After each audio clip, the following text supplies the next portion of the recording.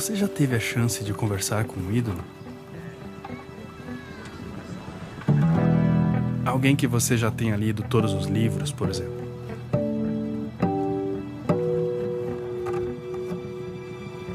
Desde ontem, eu e a Aline, a misteriosa senhora #Sal, que finalmente concordou em aparecer, estamos acampados no jardim do Amir Klink, em Jurumirim.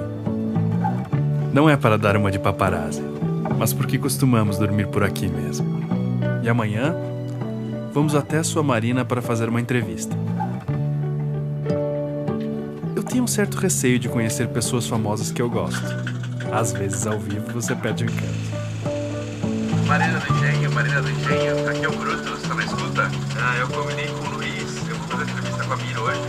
Então, tô indo aí, pode ir, você vai encostar aqui do lado do barquinho aqui, tô indo aí. Maravilha, tô te esperando então. Uma das primeiras perguntas que me veio à cabeça é: o que ele acha de pessoas que escolheram o mar como um lugar para viver?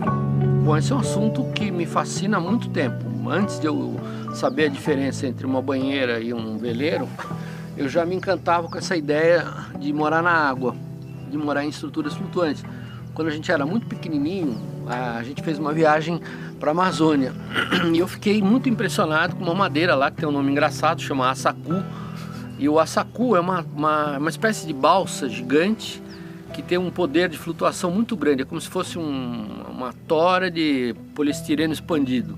E ele é usado para se fazer flutuantes. E eu fiquei impressionado, porque tinha comunidades inteiras sobre a água, onde o puteiro era em cima da água, a igreja era em cima da água, o bar, o boteco, o estaleiro, a escola, o posto de saúde. Então, assim, eu no futuro acredito que, por exemplo, regiões como a Amazônia, onde já existe uma cultura náutica muito mais autêntica do que a gente tem aqui, a solução seja criar cidades flutuantes. Assim, no aspecto de saneamento, de uso eficiente de energia, de bem-estar, de impacto ambiental, elas são muito mais eficientes. Hoje a gente tem recursos técnicos incríveis, né? Existe uma norma internacional para flutuantes, que é o que a gente fez aqui. Eu não inventei esses flutuantes aqui do nada. Tem uma norma. O que eu consegui fazer foi fazer eles por 1/3 do preço do que eles custam na Espanha, na Alemanha, na Suécia. Mas hoje você pode fazer cidades inteiras flutuantes. E é engraçado porque quando você vai, por exemplo, numa universidade de São Paulo e pega um engenheiro da USP, ele não sabe calcular uma estrutura flutuante. Um engenheiro da USP. Eu sou violentamente criticado cada vez que eu falo da USP, mas é incrível, a gente se desconectou da experiência prática. Então, a gente hoje teria condições aqui de, não só Paraty, que é uma cidade bonitinha, pela natureza é uma cidade muito rica, né? Recebeu uma dádiva natural, mas quando você vai estudar, por exemplo, regiões que me interessam de verdade, a Baixada Fluminense, por exemplo, a região de ocupação irregular da Baixada Santista, as favelas do Nordeste, em algumas grandes capitais, você vê que, por exemplo, nessas regiões onde os manguezais foram invadidos, eu acho que é muito fácil reverter esse processo. A mancha urbana que já invadiu, você faz uma operação urbana e transforma ela em alto valor. E as dificuldades você pode transformar em facilidades. Você pode criar o posto de saúde dentro do mangue, flutuante. Você pode fazer escola flutuante. Um flutuante como esse aqui, que aguenta, sei lá, 5 ônibus empilhados um em cima do outro, ele cala 30 centímetros só. E você tem a facilidade de deslocar ele para um lugar mais... Claro, então você pode fazer tudo. Então, nessas como, por exemplo, Vila Zilda, Vila Sofia, lá em Guarujá. Guarujá é a cidade do estado de São Paulo que tem a maior concentração de favelas proporcionalmente no Brasil. E, então, vários equipamentos urbanos você poderia fazer usando a água, sem criar impacto. Você pode até fazer uma ET, uma estação de tratamento de esgoto flutuante. Talvez você enxergue 1 milhão de problemas em um prédio flutuante. Mas se isso fosse comum, talvez pensássemos: puxa, você vai construir algo em terra firme? E se precisar levar para outro lugar? Mas qual é o problema? Essa que se chama de falta de cultura náutica, e eu resolvi chamar agora de descultura, porque a gente perdeu isso e nós podemos recuperar, poderia corrigir isso.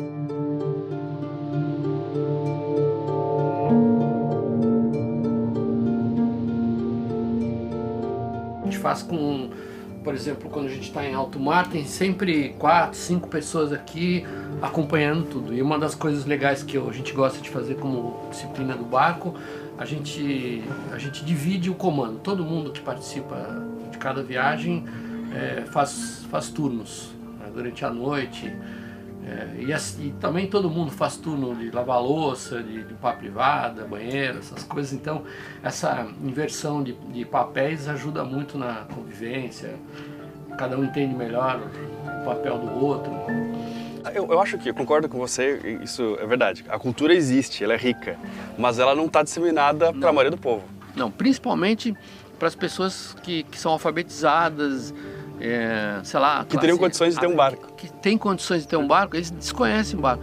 Então, quando o brasileiro quer ter um barco, ele vê o barco da novela e compra uma lancha e acha que vai fazer uma volta ao mundo de lancha. E ele não sabe que a lancha dele não vai daqui para o Rio de Janeiro. Não vai. Você não mora numa lancha. Em relação a outros países, tem uma desproporção muito grande, assim, de quantidade de lancha para veleiro. Por exemplo, na França é completamente diferente. É o grau de pobreza intelectual no país. E a nossa pobreza, infelizmente, não é a pobreza dos pobres, é a pobreza dos ricos, né? A pobreza dos ricos é nojenta, né? Então você pega 100% dos governantes, não tem cultura, não tem educação, não são alfabetizados, que são tecnicamente analfabetos. Você pega 80% da elite empreendedora do Brasil, são pessoas ignorantes. Nós tivemos uma reunião recentemente num evento internacional e o presidente da Atlas, né, que é a empresa que mais transporta pessoas no planeta, né, transporta 1 bilhão de pessoas por dia, quer dizer, transporta o planeta Terra por semana, uma empresa de elevadores. O presidente estava falando que é assustador como o empresário brasileiro é grotesco, ele é inculto. Ele estava impressionado. O cara, assim, por quê? É um herói. O empresário brasileiro é um herói. Ele é obrigado a sobreviver a uma forma tão covarde de interferência do Estado, de tributação, de malandragem, de sacanagem, não sei o quê. Ele não tem tempo de se formar intelectualmente. Então, nós temos um empresário totalmente despreparado, inculto. Tem uma pequena parcelinha de caras idealistas que estão olhando para o futuro, que na minha opinião, já é suficiente, porque a gente precisa nos próximos anos. Eu nem devia falar isso, assim, eu vivo hoje dessa atividade de marinas e gosto, uma atividade próspera, prazerosa, me dá muito prazer ter uma comunidade feliz aqui, de gente que trabalha aqui, de gente que tem seu patrimônio aqui, mas o fato é que um brasileiro, quando ele finalmente ingressa na classe A, se torna rico, não sei o que, a primeira providência que o cara faz é comprar uma lancha de plástico, né?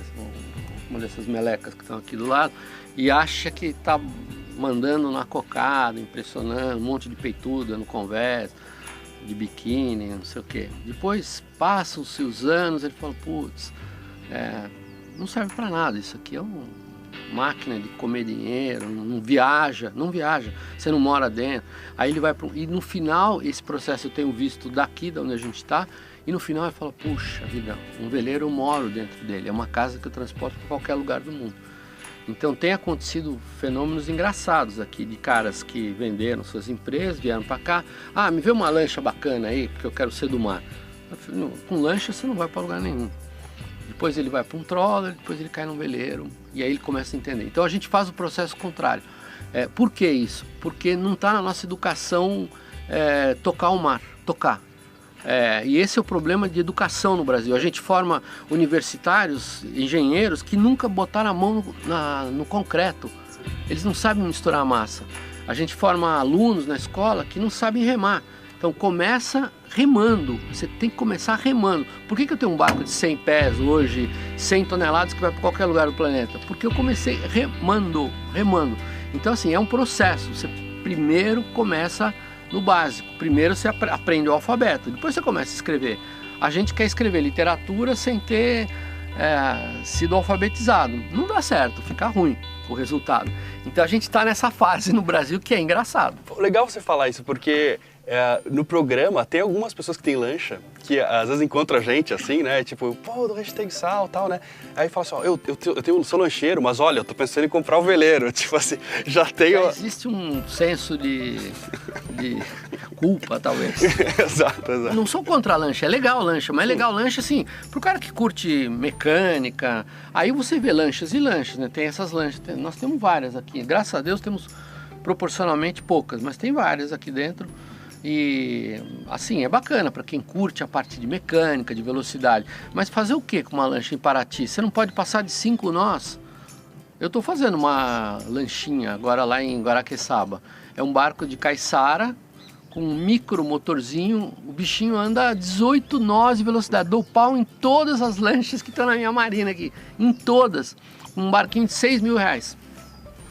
R$6.000, lindo de morrer, todo colorido, com as madeirinhas cortadas. Qual é o prazer desse barco? A gente passa pelo Varadouro, eu venho do Paraná para cá com 15 litros de óleo diesel. Essas lanchas aqui gastam 150 litros por hora e não chegam daqui no Rio de Janeiro. Então assim, é um processo de aprendizado. Há uma série de pessoas que certamente vão sempre gostar mais de lanchas, e há uma série de motivos para isso. Mas a proporção entre os dois, no Brasil, é muito diferente de outros países, como na Europa, por exemplo, onde os veleiros são muito mais presentes. Aliás, esse é um bom motivo para mandar um abraço para quem assiste o Hashtag Sal em Portugal. Em especial o João Bento, que desenvolve um software de booking de marinas, e seu estudo me ajudou a confirmar essa proporção. O lugar de comer mais alto para poder ver o mar, que era uma coisa que me incomodava muito nos veleiros. Você senta para comer numa mesa e fica com a luz zenital. Parece coisa daquele arquiteto Anta Villanova Artigas, né? A luz zenital, você não vê o mundo. Aqui é o contrário, eu quero ver as baleias, os barcos que estão chegando, o mau tempo.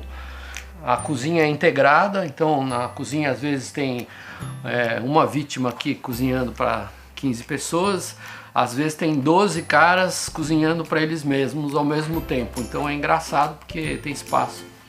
E aí tem aquelas sacadas que eu falei, a gente tem um sistema de aquecimento muito eficiente, que é antigo, é um vaporizador de diesel, gasta muito pouquinho, sistema antigo e simples e eficiente. A gente tem um sistema de geladeiras que usa compressores de funcionamento variável, então eles são bem mais econômicos do que uma geladeira convencional. Essa geladeira está há 14 anos sem desligar, tem água gelada aí. E também se desligar, você põe uma pedra de gelo e ela fica 8 dias aí. Você acha que essa crise agora talvez dê uma sacudida nas coisas e muitas pessoas migram para o veleiro por causa do dinheiro até? Não sei, pode ser que sim. O que eu acho é que é ótimo passar por um processo de crise, um país que não teve grandes conflitos na sua história tão recente como o Brasil. É importante. A crise que nós estamos passando, ela é muito pior do que estão falando. Vai ser muito pior. Nós não vamos ter 10% de inflação, vai ser muito mais do que 10%. O nosso desemprego, na verdade, é maior do que 15%. Não estão querendo admitir nem o segundo dígito ainda. Mas é uma questão Mas eu acho que isso vai ser muito bom para a gente. Eu acho que a partir de um momento de crise, você começa a depurar os valores. E nós temos valores que são importantes. Não somos uma nação como a gente aprendeu na escola, que o Brasil é um país alegre, bonitinho. Nós somos um país violento, pobre, muito pobre, mas que nunca viveu a pobreza. Então nós não temos a pobreza que tem, por exemplo, na África Negra, no Magrebe. Mas a gente tem alguns valores interessantes. Agora, somos um país muito violento. Nós somos um país de gente muito agressiva, muito. Todo mundo agora entra na internet e tem coragem de contestar a presidente, errada ou não, mas sabe, por que não vão falar na cara dela? Ninguém fala na cara dela. Eu queria que ela tivesse que falar na cara dela. Então a gente tem 50 mil mortos no trânsito por ano. Nenhuma guerra que eu conheço recentemente tem esse número. A gente tem 50 mil assassinados por ano, a gente tem 30 mil estupros por ano. Então, se você imaginar 100 mil mortos entre assassinados e acidentes de trânsito, no mínimo a gente tem uns 300 mil mutilados no Brasil. Então, significa que nós temos 500 mil de pessoas por ano incapazes de produzir ou incapazes de serem felizes.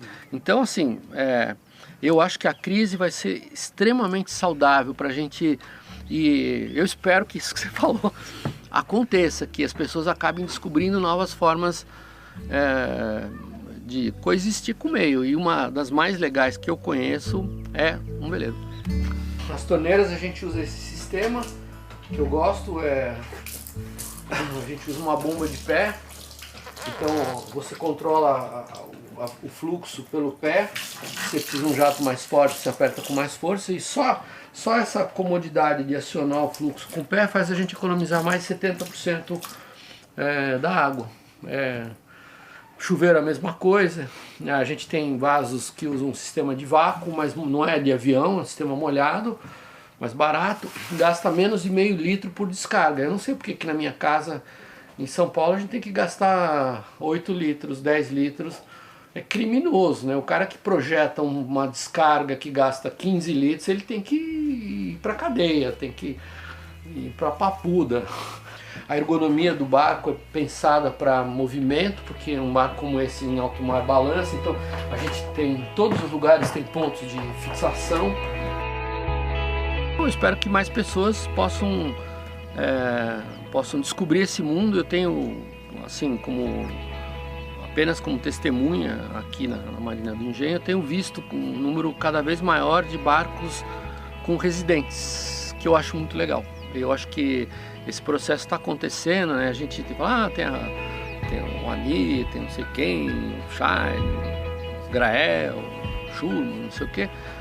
Na verdade, existe uma comunidade importante no Brasil hoje que nem está aqui, está fora, está morando em barcos, viajando pelo mundo, que descobriu que essa é uma maneira economicamente muito eficiente de você viver. Você gasta muito pouco morando num barco. Depois que você aprende a descobrir o traquejo do dia a dia de um jeito simples e eficiente, você vive muito bem, muito bem.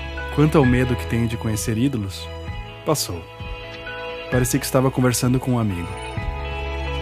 A conversa foi longa e certamente precisamos de mais de um episódio.